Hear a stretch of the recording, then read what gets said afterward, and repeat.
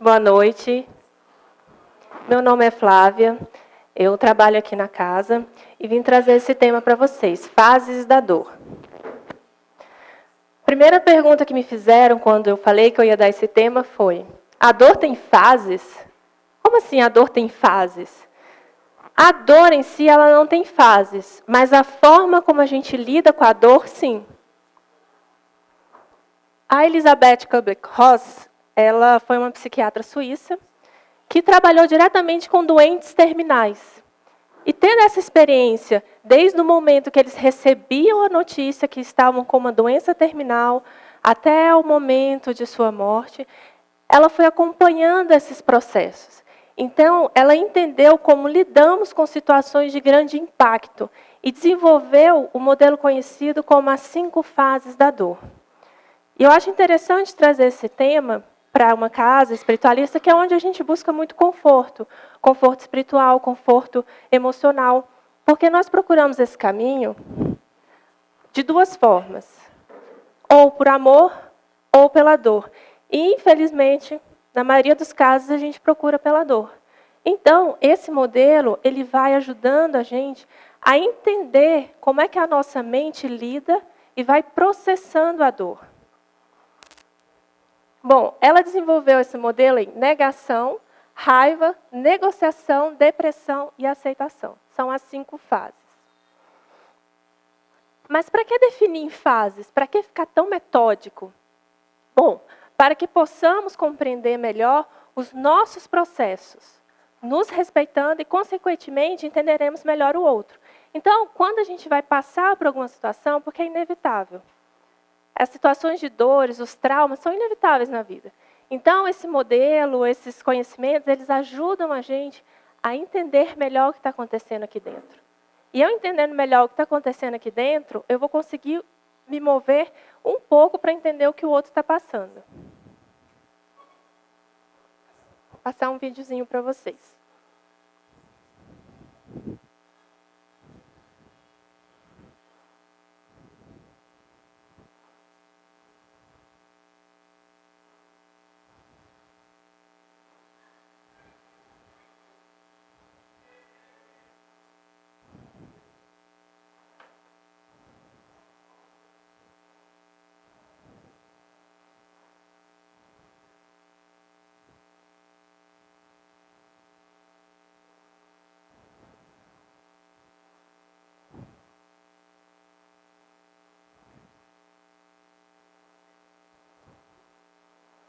Renato?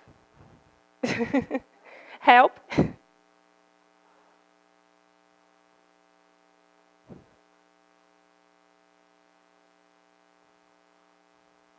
Ligou? Desligou o projetor? Desligou o projetor? Tá ligado? O que aconteceu?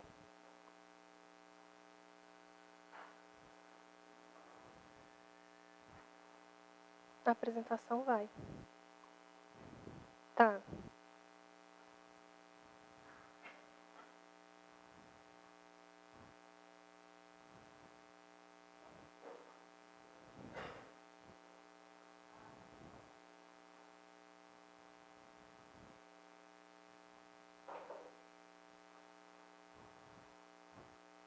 Ele não vai. Tá aqui.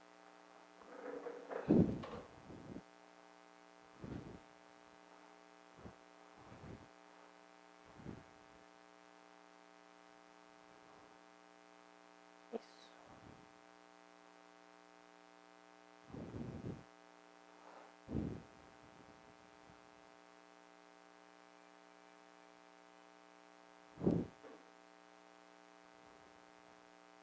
Isso foi. Agora pode deixar. Obrigada.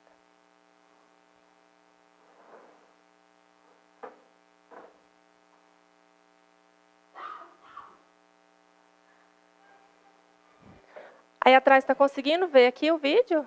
Está conseguindo porque vai ser legendado. Se vocês quiserem, eu subo um pouquinho.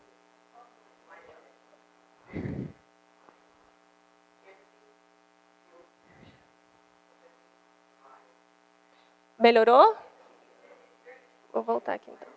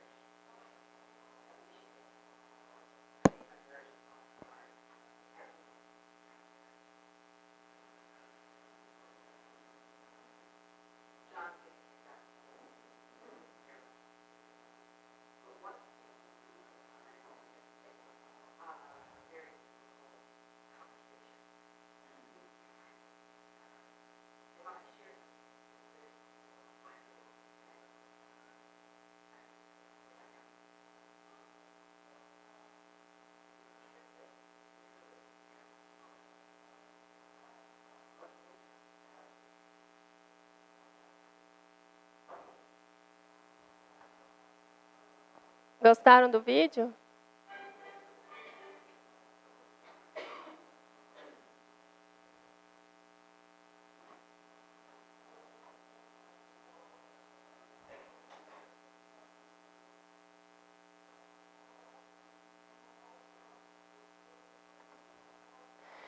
Quis trazer esse vídeo porque muitas vezes, quando alguém chega com algum problema, a gente tem uma tendência a mostrar ou o lado positivo, ou pelo menos como a Raposinha falou, né? Ah, eu perdi o bebê. Ah, pelo menos você pode ficar grávida. Qual que é a sensação que isso dá quando você faz esse tipo de comparação? De imediato, é como se você estivesse diminuindo o sentir do outro. Porque naquele momento, é o que a pessoa está sentindo. Não importa se ela tem outras coisas boas, mas naquele momento é um momento de dor. E a empatia é quando você consegue sentir, mas não exatamente o que o outro está sentindo, mas você consegue buscar algum sentimento semelhante com aquilo e falar, não, eu entendo você. Eu entendo o que você está sentindo, eu compreendo você, você pode sofrer, você tem o direito de sofrer.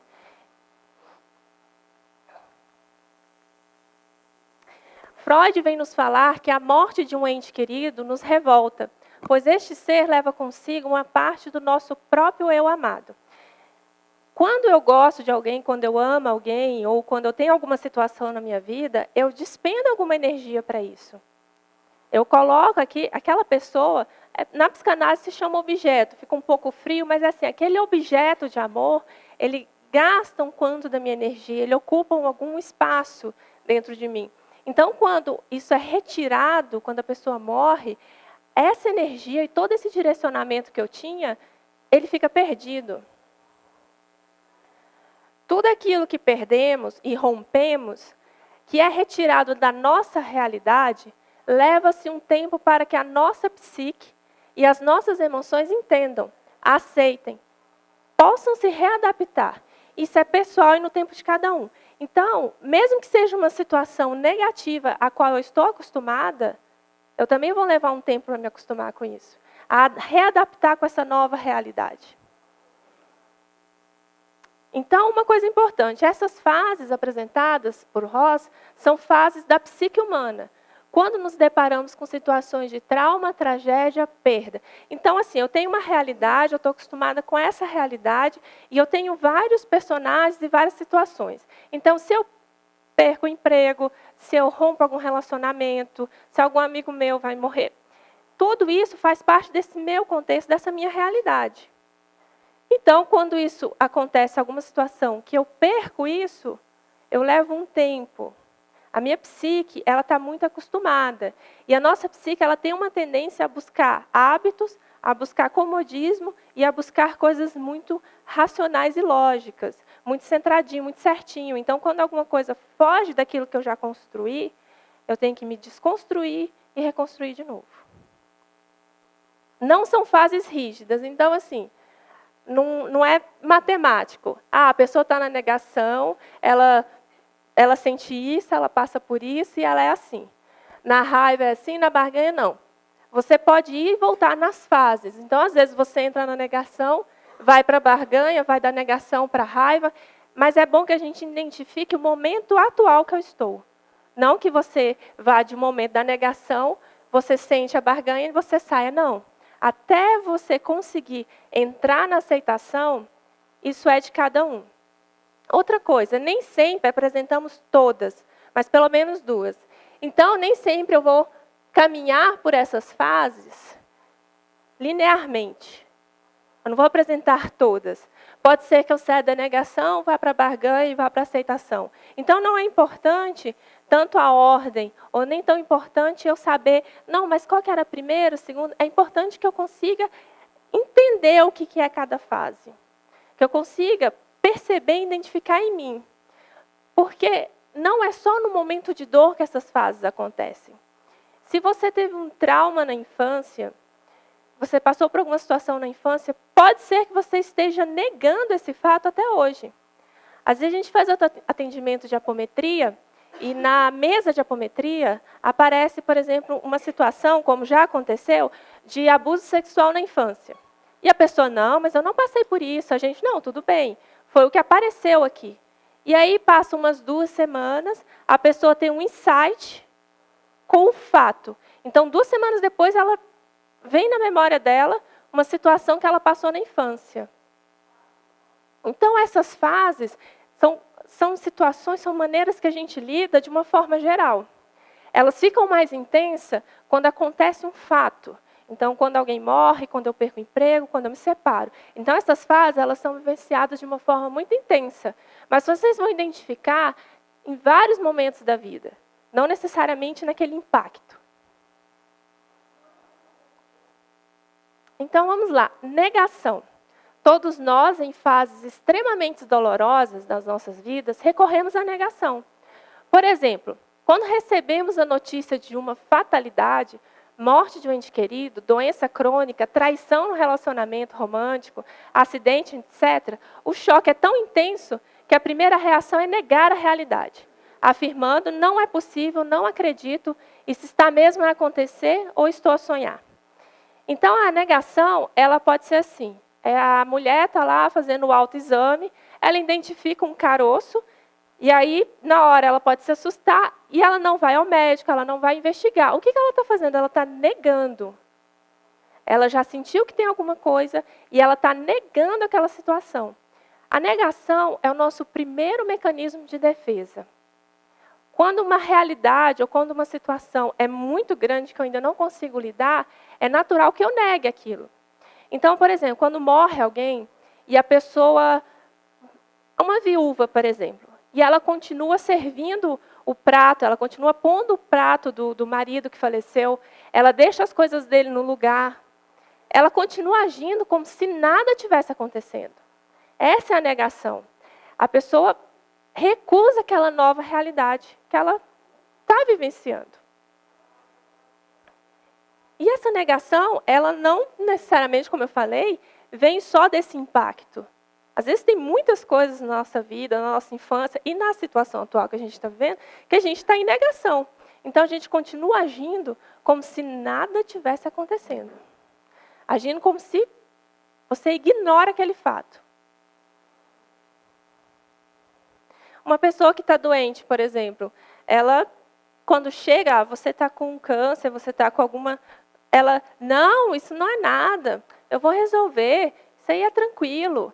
Esse estado de negação, ele tende, quando é um grande impacto, a durar pouco. Não é o que tem mais duração, que a pessoa fica muito tempo. Mas isso é de cada um. Como eu falei, a própria viúva, ela pode passar anos ainda remontando aquela história, porque esse é um caso extremo. Ela nega tanto aquela realidade que ela continua vivendo do mesmo jeito.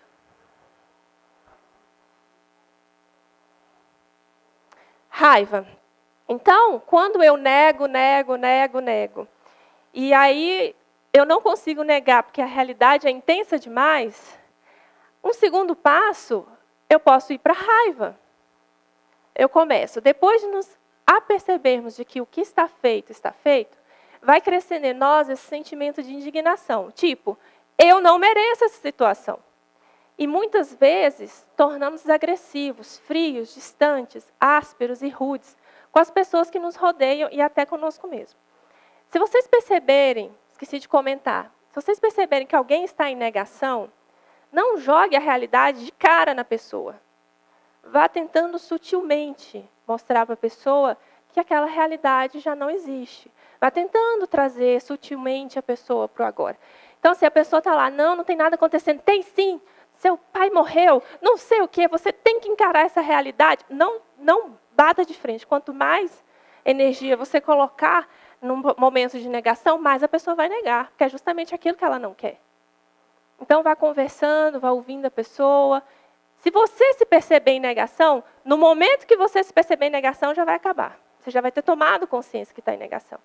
Mas caso você perceba que não consegue lidar ainda com aquela realidade, se respeite. Se dê um tempo, respire, fique com você. Se você recebe uma notícia muito forte, eu não consigo lidar com isso, aceite. Fique com você. Se dê o tempo que você vai conseguir processar isso. Agora, na raiva, o problema da raiva é quando sai a negação e a pessoa vê aquela realidade, ela começa a esbravejar com o mundo. ela fica agressiva com as pessoas próximas, ela fica agressiva com ela mesma. Eu não mereço, isso é injusto, isso é um absurdo, porque fizeram isso comigo. E ela entra nesse turbilhão de emoções. O problema da raiva também é que ela começa a agredir as pessoas que estão próximas. E nas situações de raiva, são as situações mais difíceis da pessoa receber acolhimento. Porque tem uma tendência a receber acolhimento quando a pessoa está chorando. Mas a raiva é uma forma de demonstrar sofrimento. Qualquer pessoa que está tendo um ataque de raiva, ela está demonstrando algum sofrimento naquele momento. É a forma que ela tem de demonstrar aquele sofrimento. Então, se a pessoa está tendo um ataque, ela está sofrendo. Como lidar com uma pessoa com raiva? A pessoa teve um ataque, você se sentiu ofendido, agredido. Depois que passar a raiva, você pode falar, olha, eu entendo o que você está passando, eu sei que você está sofrendo, mas eu acho que isso não dá o direito de você me agredir. Você tem todo o direito de sentir essa raiva. Porque primeiro que a gente é educado socialmente a não sentir raiva. Não é permitido raiva, porque a raiva em extrema ela é destrutiva. Mas a raiva bem direcionada, ela é ação. Gente, quando vocês têm raiva, pelo amor de Deus, vocês viram o mundo de cabeça para baixo, não vira? Se vocês forem tomados pela raiva, vocês vão fazer um monte de coisa que não estão fazendo. Então, a raiva ela tem uma ação, ela é instinto. O problema é o excesso da raiva. O excesso da raiva, ela se torna agressiva e destrutiva. Então, se a pessoa está com raiva, é isso. Se você se perceber com raiva, faça a mesma coisa da negação. Se afaste, fique com você, sinta essa raiva, se permita, porque não é problema sentir a raiva. Depois que a pessoa já esbravejou bastante, já brigou bastante, já xingou meio mundo, ela vai perceber que também não vai mudar a realidade. E aí ela entra num processo de barganha, negociação. A negociação surge quando o indivíduo começa a pôr a hipótese da perda. E perante isso, tenta negociar, a maioria das vezes, com Deus, para que esta não seja verdade. As negociações com Deus são sempre sob forma de promessas ou sacrifícios. Então, assim, neguei, não adiantou, fiquei com raiva, ninguém me ouviu. Então, quando eu começo a ver, eu vou perder, é como se a nossa psique, assim, você já perdeu, já aconteceu. Mas a nossa psique, assim, não, peraí, acho que eu estou perdendo alguma coisa. Ela demora um pouco para processar. Aí começa, não, mas amanhã eu vou levantar mais cedo, vou rezar todos os dias, eu vou ser uma pessoa melhor. É como se você tivesse assim, não, já bati o pé, já fiz aqui meu ataque, não resolveu. Então eu vou negociar com quem tem poder. E geralmente, na nossa cultura, Deus ou alguma coisa divina que a gente acredite. Então, você começa a tentar fazer uma troca, uma negociação. Não, eu vou ser uma pessoa melhor, eu vou brigar menos. Aí, por exemplo, um irmão falece, não, eu vou brigar menos com meu irmão, eu vou ser assim. Você começa a tentar achar uma alternativa para que aquela realidade não se concretize. Durante um relacionamento que está se rompendo, essa fase ela é vivenciada dentro do relacionamento mesmo, quando está no fim mesmo. Então, eu falo assim, não, e se a gente fizer isso, se acontecer isso, e começa uma negociação e começa a fazer sacrifícios para tentar barrar aquela realidade que é fato. Mas essa negociação ela é muito pessoal. Então, vai ser difícil você identificar que alguém esteja em negociação. Mas é uma fase, assim, natural. Não tem um prejuízo para a pessoa, nem para quem está de fora. O problema é se a pessoa ficar só nessa fase, ela pode, assim, depois de uma desilusão, depois de uma perda, aí ela se torna uma pessoa, assim, extremamente dedicada ao religioso. Tem problema isso? Não tem, mas o problema é a motivação da pessoa. A pessoa está indo num centro espírita, indo numa igreja, para realizar uma troca. Não, agora eu vou todo dia na igreja, porque isso não vai mais acontecer comigo. E isso no subconsciente da pessoa. Não é a motivação por amor, por uma busca pelo espiritual. Ela faz isso por uma troca. Não, eu vou lá e Deus me dá o que eu quero. Então, ela está nessa negociação, nessa fase. E vocês podem perceber que, às vezes, quando uma pessoa morre, quando alguém perde o emprego, que é quando alguém vai procurar uma ajuda espiritual, né? O que a pessoa está fazendo nesse momento? Negociação. A pessoa nunca foi numa igreja, nunca pisou num centro, nunca fez nada. Aí aconteceu um problema, ela já vai lá. Por quê? Ela está nessa negociação. Não, nossa, peraí, eu passei por isso, não, agora eu vou me dedicar. Aí as coisas se resolvem e ela também volta para a rotina anterior. porque era só um sofrimento, era só um momento. Não era uma real busca. Então, depois da negociação, ela definiu como depressão, mas também falam como tristeza profunda. Então, é mais ou menos assim. Você, na depressão, na tristeza, você começa a realmente a perceber que aquela realidade mudou. Essas fases da dor também é conhecida como fases do luto. Na depressão, após termos esgotado todas as estratégias, de termos tentado de tudo e mais um pouco, e de conscientizarmos-nos de que não há mais nada que possamos fazer, aí chega a depressão, que é caracterizada pela total apatia, falta de ânimo, de energia, de vontade de viver. Esta fase pode ser a mais longa das 5, pois dependendo do caso e da pessoa em questão, a depressão pode ser leve, moderada ou grave. E pode requerer, nesses casos, tratamento médico. Essa depressão, como é que eu identifico uma pessoa que está nesse processo? A pessoa, ela tem atos autodestrutivos. Ela pode, às vezes, nem se arrumar, não tomar banho, não querer comer. Ela pode ficar num estado letárgico total, também conhecida como melancolia. A pessoa começa assim, tanto faz, nada está bom, ela quer ficar na dela. E ela começa a entrar numa tristeza profunda. Começa a reclamar bastante. E aí você vê que a pessoa está mudando os hábitos dela. Ela era de um jeito, e aí nesse momento, às vezes era uma pessoa alegre, às vezes era uma pessoa ativa, e aí ela começa a mudar. Você vê que a energia dela baixa. Ela começa, os olhos ficam parados. Então, nessa fase, falta de ânimo, de energia, de vontade de viver, ela pode ficar só no quarto o dia todo. Mas é uma coisa que a pessoa não consegue se mover e sair fora disso. O que essa pessoa mais precisa nesse momento não é de alguém falando assim, sai dessa, que é o que mais acontece. Você não pode ficar assim, sai dessa, não sei o quê, vai tomar um banho, sai de casa, faz isso, faz aquilo. A pessoa ela não consegue fazer nada. Nada. Nesse caso, ela tem o quê? Ela tem um fato concreto. Perdeu o emprego, perdeu algum ente querido, aconteceu uma situação concreta na vida dela. Algumas pessoas passam rapidamente pelas outras fases e entram nesse processo de tristeza profunda. Mas nesse momento da depressão, é quando ela toma consciência que aquele objeto, aquele fato, realmente foi retirado da realidade dela. Então, se a pessoa tem um fato concreto que levou ela a isso, tem um tempo também. Você tem que deixar a pessoa sentir, permitir que ela sinta. Eu entendo o seu sofrimento, eu entendo o que você está passando.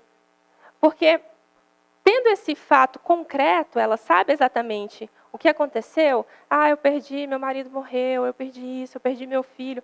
Ela precisa realmente descarregar essa energia psíquica para poder se recompor.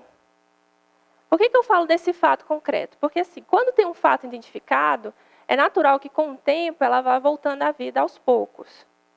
Quando não tem um fato concreto, a pessoa não sabe por que ela está em depressão, ela pode estar vivenciando algo muito antigo. Então, eu já vi casos, por exemplo, de uma mulher que estava em depressão, ela tinha 2 filhos pequenos, ela não conseguia cuidar dos filhos. Ela não conseguia dar comida para os filhos pequenos. Porque a depressão, ela toma a pessoa de uma forma que ela não consegue sair naquele momento. Então, assim, ela tinha os filhos pequenos e ela começou a se culpar porque ela não conseguia dar comida e nem cuidar desses filhos pequenos. Então, o que aconteceu? Quando a gente foi investigar e foi tratar, ela estava tendo depressão porque, alguns anos atrás, ela sofreu um aborto. E por que isso veio agora? A psique dela processou isso naquele momento. Alguma coisa startou, ela processou depois de uns anos e entrou no processo de depressão. Então, tem sempre um fato, algum motivo. Tem algo que levou a isso, mas pode ser algo antigo ou um fato muito presente. Estão entendendo? Sim.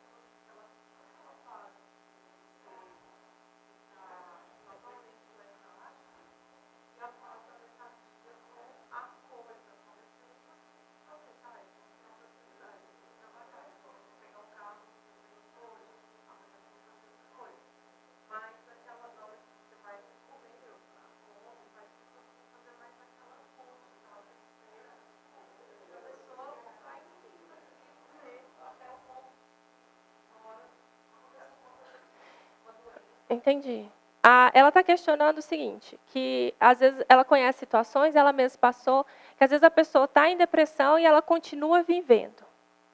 A depressão é um assunto polêmico, porque o que é depressão de verdade? Por isso que o termo aqui, depressão, definido por Ross, é uma tristeza profunda. Aqui, eu vou especificar aqui, é quando a pessoa tem um fato concreto.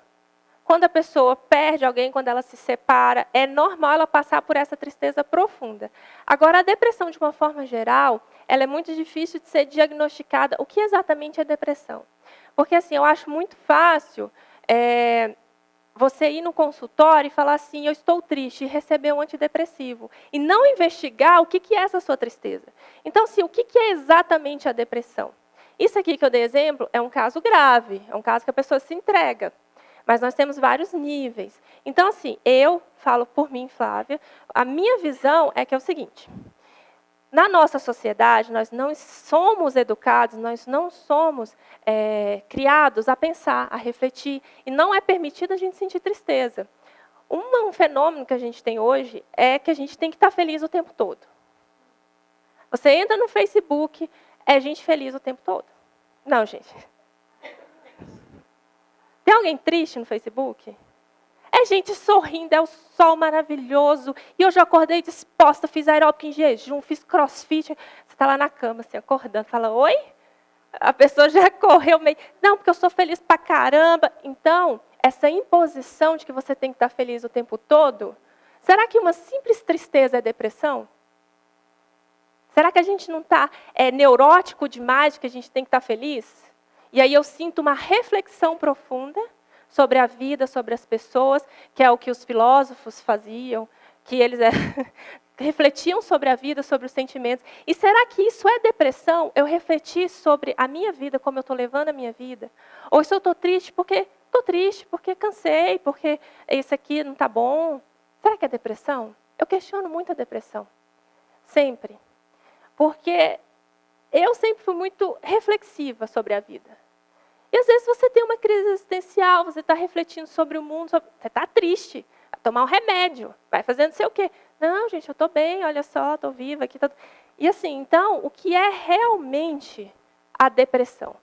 E nós temos um dos remédios mais vendidos hoje, é o antidepressivo. Você pode, em qualquer consultório, estou triste, toma um antidepressivo. É uma coisa que eu, Flávia, estou falando por mim, não gosto.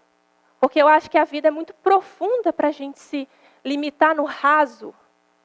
Nós temos momentos de felicidade, nós temos momentos de tristeza, nós temos momentos de conflitos. E a gente quer apagar tudo isso buscando uma felicidade que não existe. Tem na psicanálise, muito tempo atrás, quando começou o estudo sobre a histeria, e a histeria era na mulher, principalmente, o que era a histeria? A histeria é uma repressão sexual, que foi definido na época. Por isso que Freud sempre tem conceitos muito ligados a isso. Era uma repressão sexual, mas tinha muitas histéricas na época. Tinha hospitais para histéricas. Então, o que acontece? Havia uma repressão sexual das mulheres na época. Então, tudo que você coloca na sombra, ele surge como doença. Então, assim, ele identificou o inconsciente coletivo. O que a sociedade está mostrando? Tem tanta repressão sexual das mulheres que elas ficaram histéricas. Se debatiam, tinham vários problemas. Tanto que hoje não, é raro um caso de histeria diagnosticada. Então, o que nós temos hoje? A venda de antidepressivo, nós temos, todo mundo tem depressão, tem isso, tem aquilo. Então, qual que é o que está por trás desse inconsciente coletivo? Porque nós somos hoje exigidos de estar felizes o tempo todo. É vendido isso o tempo todo. A gente não pode ter um momento de reflexão, de sentar ali, de pensar. Por isso que tem os casos leves, moderados e o grave, que a pessoa se entrega. Então, assim, você chega lá, estou triste porque eu não estou pensando sobre a minha vida. O que eu fiz até hoje? Não, você não pode entrar nesse estado. Teve até um psiquiatra que ele falava na rádio. Eu esqueci o nome dele. E eu ouvindo, assim, eu dirigindo o carro, e ouvindo, dá vontade de até lá na rádio debater com ele. Porque o que ele falava? Ele falava assim, eu recebi um paciente no meu consultório, um cara de 35 anos, bem-sucedido, casado com uma mulher bonita, filhos bonitos, e ele alegou que estava triste. Esse cara não pode estar triste. Ele falou sim. Exato.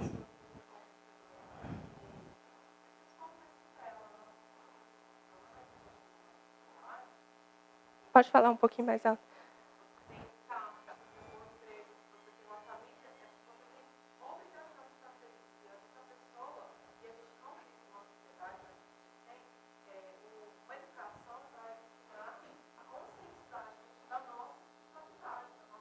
Exatamente. Exatamente. É isso. Então, assim, o que aquele cara queria dizer? Olha, eu consegui chegar aqui no que a sociedade me disse que era felicidade, mas eu cheguei aqui e não estou feliz. Eu busquei isso a minha vida inteira, eu estudei de madrugada, eu trabalhei. Então, o que é? Ele é isso, ele estava questionando o que era a felicidade. Aí o psiquiatra foi e deu um antidepressivo para ele. Estão entendendo? Então, o ponto que eu questiono é isso. Isso aqui que eu trago é assim, caraca, seu pai, sua mãe, alguém que você ama, morreu. É um fato concreto.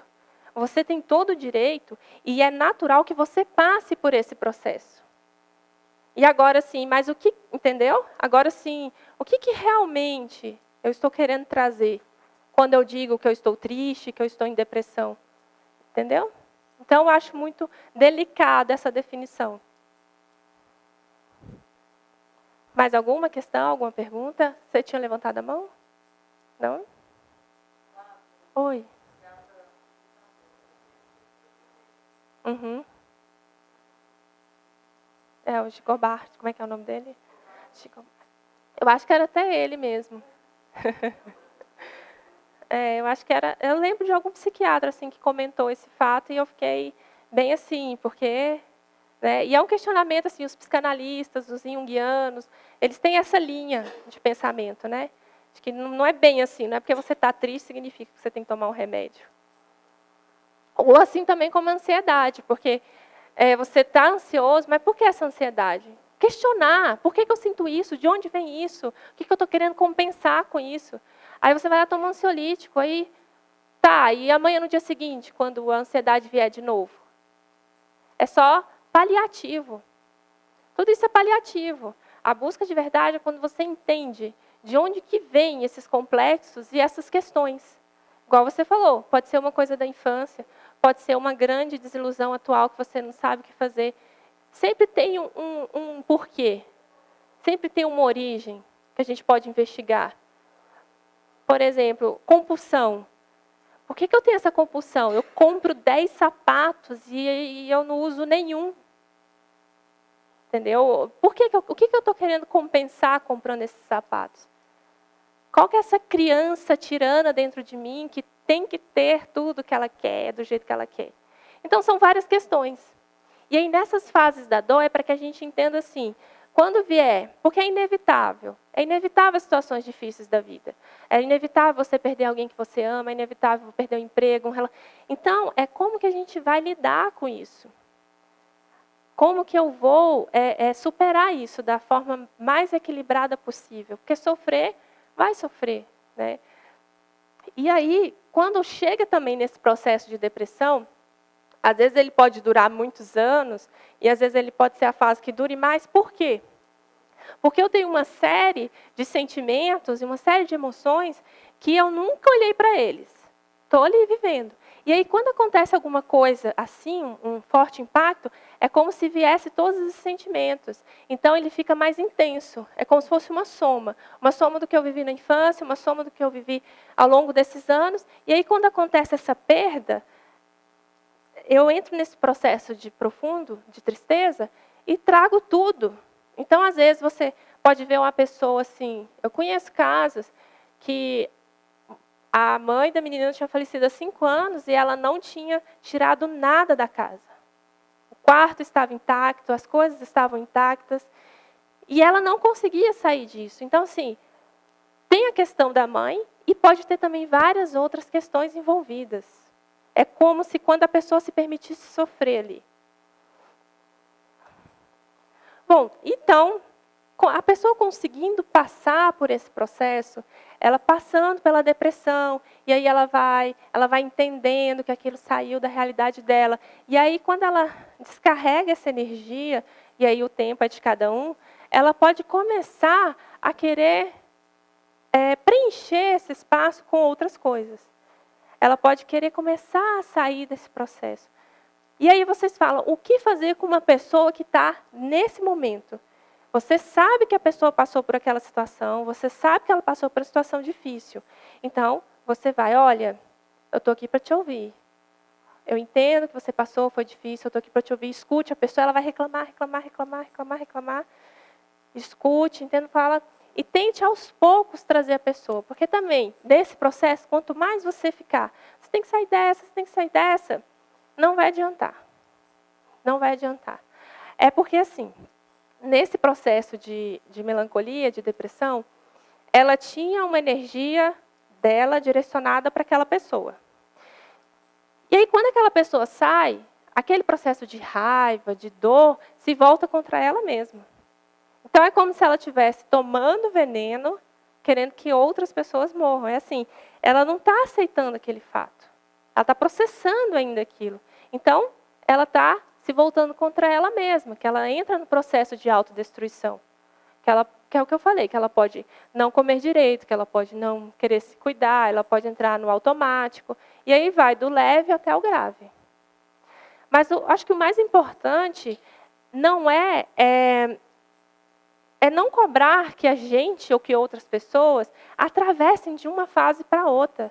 Então, assim, quando acontece alguma coisa, que é imediatamente que a pessoa aceite, que a pessoa fique bem com aquilo. A gente, por mais que a gente estude, por mais que a gente se autoconheça e por mais que a gente se dedique a alguma coisa espiritual, o sofrimento é inevitável. Se apaixonar é inevitável. O que muda é a forma como a gente vai lidar com esses sentimentos. A gente nunca vai conseguir evitar que as coisas ruins aconteçam, evitar que as coisas aconteçam. Mas o que a gente tenta é lidar diferente com esses sentimentos, com essas emoções. Ficou claro? Então, em uma última instância, quando a pessoa consegue passar por esse processo, ela entra na fase da aceitação. Essa fase é quando a pessoa aceita a perda com paz e serenidade, sem desespero nem negação. Nessa fase, o vazio deixado pela perda é preenchido. Esta fase depende muito da capacidade da pessoa mudar a perspectiva e preencher o vazio. Então, todos nós conhecemos pessoas que passaram por grandes perdas e não conseguiram ressignificar isso. Às vezes, na triagem, eu já peguei casos assim da pessoa que se separou, e aí ela ficou 7 anos sem querer se abrir para outros relacionamentos, e estava em sofrimento ainda. 7 anos, aí você pensa, é muito? Não sei, mas é o que aquela pessoa estava conseguindo fazer. Então, o que estava prendendo a pessoa? Qual que era o bloqueio no ego que estava impedindo a pessoa de sair dessa realidade e procurar outra? Entendem? Porque ela ainda não estava num processo de aceitação. Realmente eu me separei, não deu certo, agora eu vou preencher esse espaço que eu tinha com o meu relacionamento de outras formas. Sair, ter uns amigos, ter outros relacionamentos. Então, é como se a pessoa se fechasse ali. Então, tem alguns bloqueios que as pessoas não conseguem atravessar. E aí, essa fase da aceitação é quando a pessoa, por exemplo, a pessoa recebe a notícia que ela tem uma doença terminal. Ela pode, no primeiro momento, não vou tratar, isso vai se curar. E aí, ela nega aquilo. No outro momento, ela começa a ficar com raiva. Ai, mas que ódio, por que eu tenho isso? Não é justo. Daqui a pouco, ela pode ir para uma igreja, para um centro, para tentar curar aquilo, por um milagre. E aí, quando ela vê que nada disso resolve, ela fica triste com isso e ela pode ir para a aceitação, que é o quê? Vou buscar um tratamento. Então, tem pessoas que demoram em cada fase.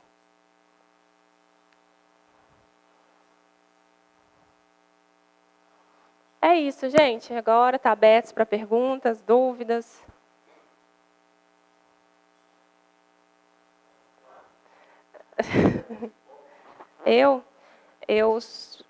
psicóloga junguiana.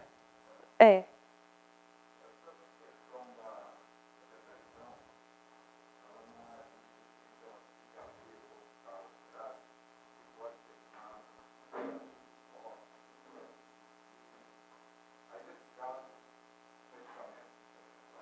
Olha, por exemplo, igual a psicologia comportamental e o remédio, eu sou a favor de remédio, em casos extremos. Em casos extremos, é igual eu falei, às vezes a pessoa chega com uma certa tristeza, e aí ele já coloca um remédio. A níveis, né? Então, assim, eu quis dizer que hoje eu acho que está muito exagerado, tanto que é o remédio mais vendido. Mas uma pessoa que está com um ataque de pânico, com um ataque extremo de ansiedade, questões graves, o remédio, ele vai ajudar, e é importante. Importantíssimo. E o que acontece com alguns psiquiatras? Eles fazem uma ligação com, assim, ó, você vai tomar o remédio, mas você tem que procurar uma psicoterapia. Isso eu acho saudável, porque você identifica que é um caso extremo. Quando a pessoa está perdendo o controle, né? O caso do suicídio, que a pessoa está atentando contra a própria vida, quando a pessoa está tendo um ataque de pânico, ela não consegue sair de casa. Aí sim, sou super a favor.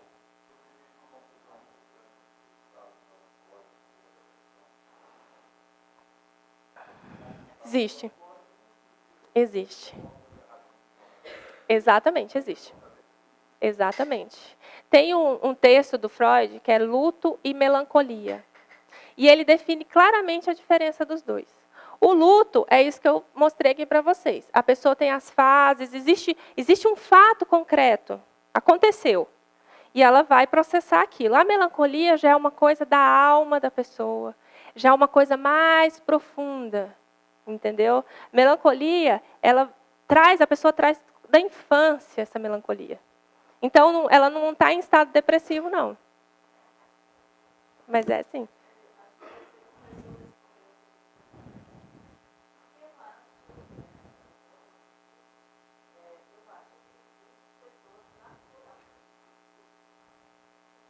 Melancólicas.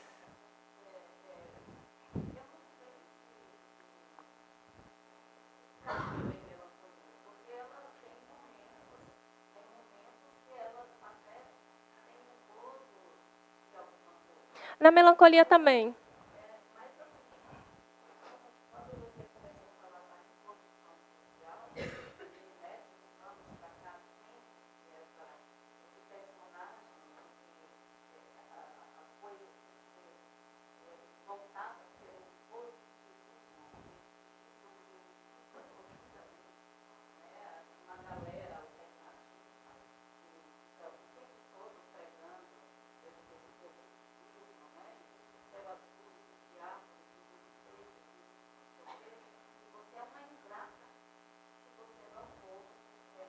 O tempo todo feliz.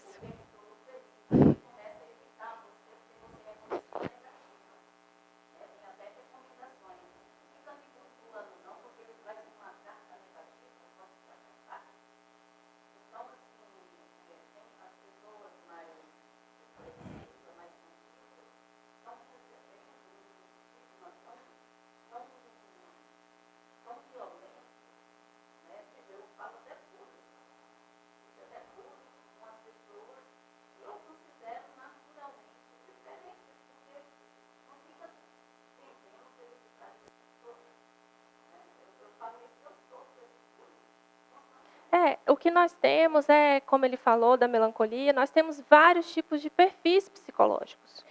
Cada pessoa tem uma visão de mundo. E aí, assim, não é só um ou dois, tem várias visões de mundo. Né? O que acontece, às vezes, na sociedade é que uma época uma visão domina, outra época outra visão domina.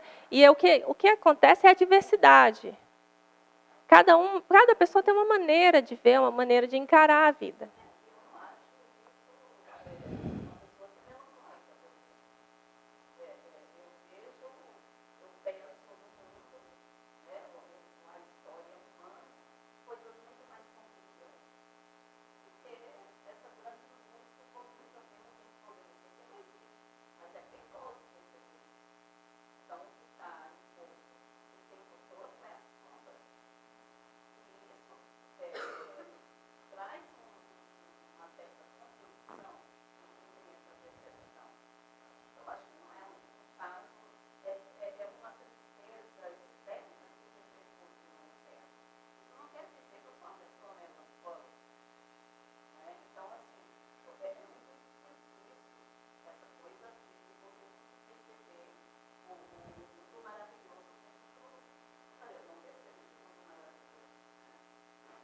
O que né, falando assim, de um ponto de psicanálise, de psicologia junguiana, não tem um certo ou errado, mas a gente sempre busca o equilíbrio.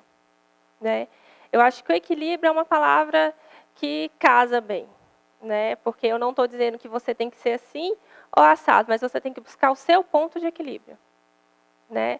Porque os extremos é que levam a gente para processos de síndrome do pânico, de depressão, de outras coisas. Porque são os excessos, os extremos, que são o problema. Quando a gente busca esse equilíbrio, que aí é também interno de cada um, que a gente consegue caminhar harmonicamente.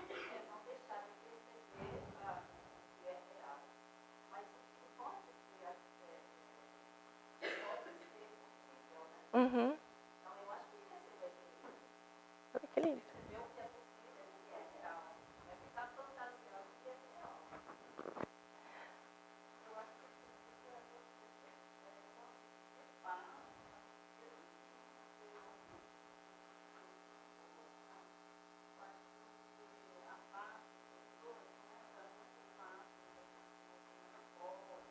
Pode falar um pouquinho mais alto, por favor?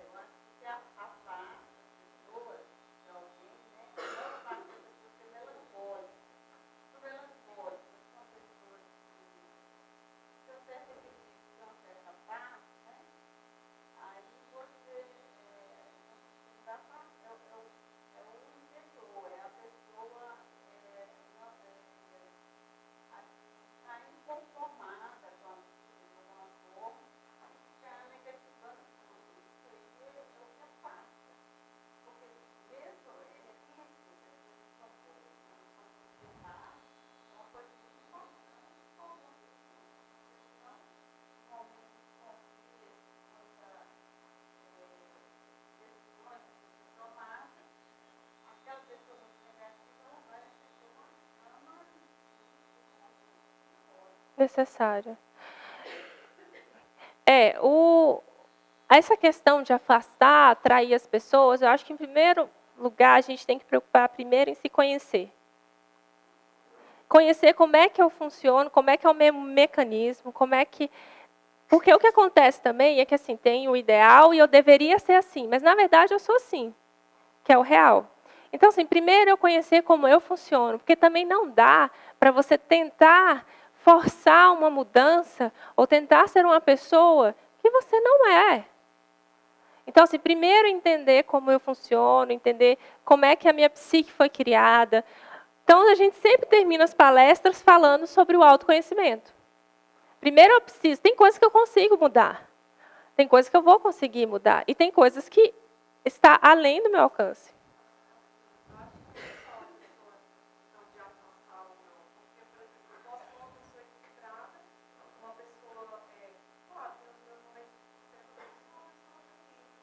Reservada.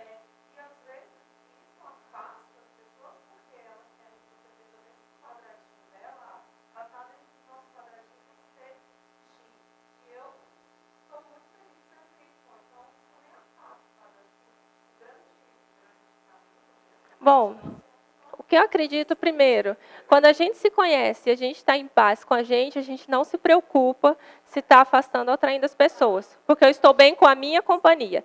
E a partir do momento que eu estou bem com a minha companhia, eu começo a atrair as pessoas que eu tenho afinidade. E que vai haver uma troca evolutiva bacana.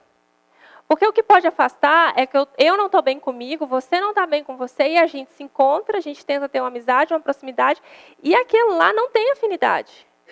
Porque eu não estou bem, eu tenho os meus problemas, você tem os seus, e nenhuma está em paz consigo mesma.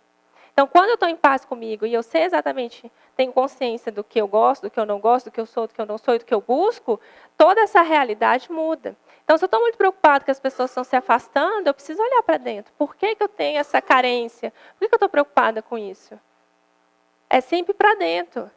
Não, as pessoas estão se afastando? Será mesmo que estão se afastando? Será que não é uma neura minha, uma carência? E por que eu quero que todo mundo me ame? São essas questões. Sempre olhando para dentro, sempre se questionando o que eu gosto, o que eu não gosto, o que eu sou, até onde vai meu limite, por que eu tenho raiva, por que eu tenho esse estresse. E aí você vai se autoconhecendo. E aí fica mais fácil de você atrair as pessoas que você tem afinidade, que vão te trazer uma troca legal, que vai te trazer algum aprendizado. Você vai ter um aprendizado com a pessoa também. Enquanto a gente está nesses conflitos, poxa, não tem amigos, ou então eu brigo e não sei o quê, e aí, poxa, sou solitária, ninguém gosta de mim. O que está acontecendo? Hein? O que acontece nesse momento? Que eu estou só reclamando, ninguém gosta de mim, eu afasto as pessoas. E aí?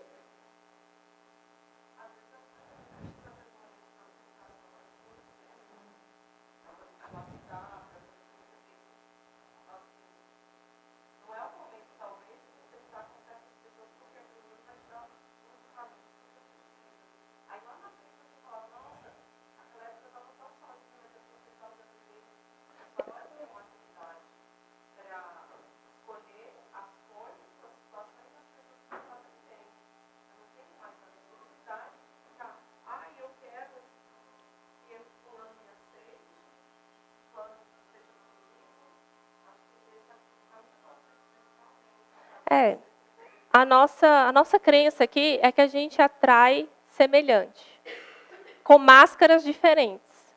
Então, assim, às vezes você atrai pessoas que não têm nada a ver com você, mas no fundo ela está passando pela mesma situação. Então é assim, você está carente, a pessoa está carente, aí dois carentes se atraem. E não dá certo. No fundo, os dois estão carentes, e eles se atraem. E aí eles ficam um tentando compensar a carência do outro. Não dá certo. E aí, quando eles entendem que não é dessa forma que vai conseguir, aí atrai outro tipo de situação. É assim, quando a gente muda, a gente vai atraindo pessoas diferentes, vai mudando os relacionamentos, vai mudando o local de trabalho. Se você trabalha num lugar e você está reclamando, poxa, aqui é ruim e tal, tem alguma coisa dentro de você que está atraindo aquilo. Quando você muda a sua vibração, o seu pensamento, tudo muda ao redor.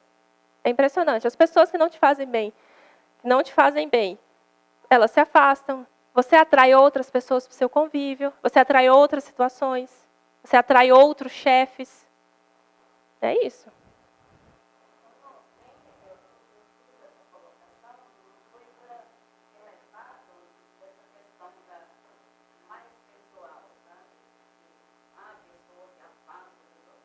Não, mas eu acho que é bom a gente falar sobre essas atrações. Uhum. Existe. Exatamente.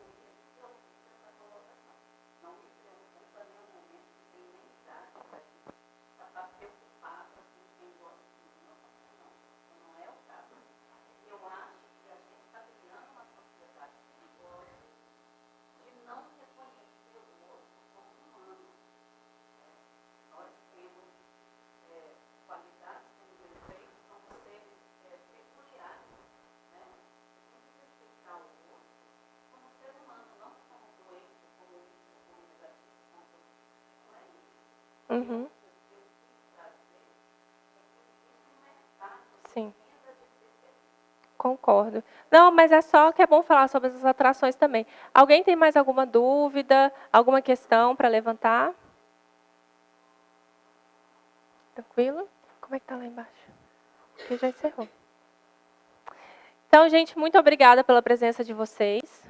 Bom, agradeço.